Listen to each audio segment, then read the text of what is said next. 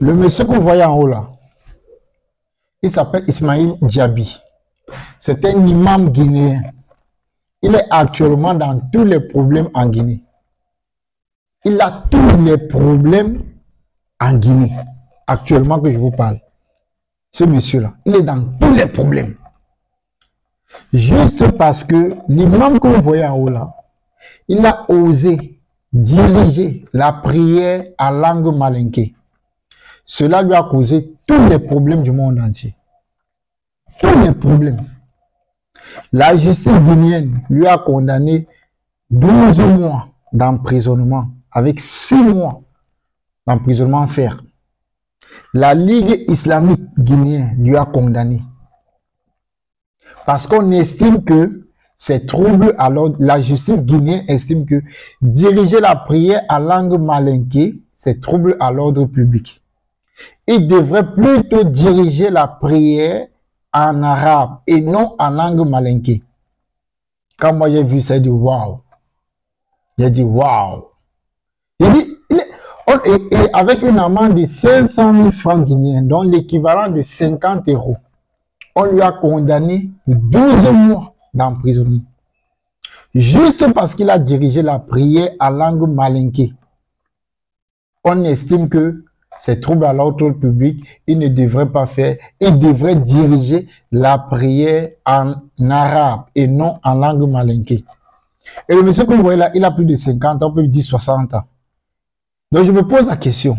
Les papas comme nous là qui ne comprennent pas l'arabe, qui n'ont pas appris l'arabe, est-ce que diriger la prière en langue malinké change quoi?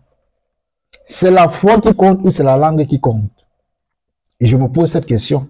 Ou alors l'islam même en question appartient à qui? L'islam appartient à la justice guinéenne? Est-ce que l'islam appartient à la Ligue islamique guinéenne? Ça veut dire que Dieu n'est plus capable de juger les hommes. Ça veut dire que Dieu n'est plus capable de condamner ce qu'il trouve anormal. Les gens maintenant se proclament, prennent des décisions à la place de Dieu. Donc ce que Dieu devrait décider, il décide.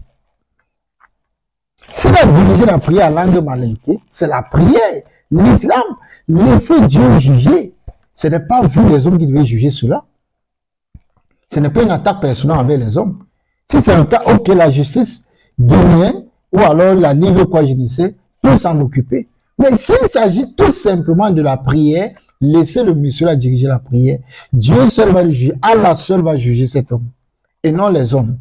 Parce que l'islam n'appartient pas à un homme. L'islam appartient à Allah. L'islam n'appartient pas au gouvernement guinéen. L'islam n'appartient pas à la justice guinéenne. L'islam n'appartient pas à la Ligue islamique guinéenne. C'est ce qu'on doit retenir. Ce monsieur a été libéré. Et je rappelle, l'année dernière, sa mosquée a été détruite. Il a été arrêté pendant la période du Ramadan l'année dernière.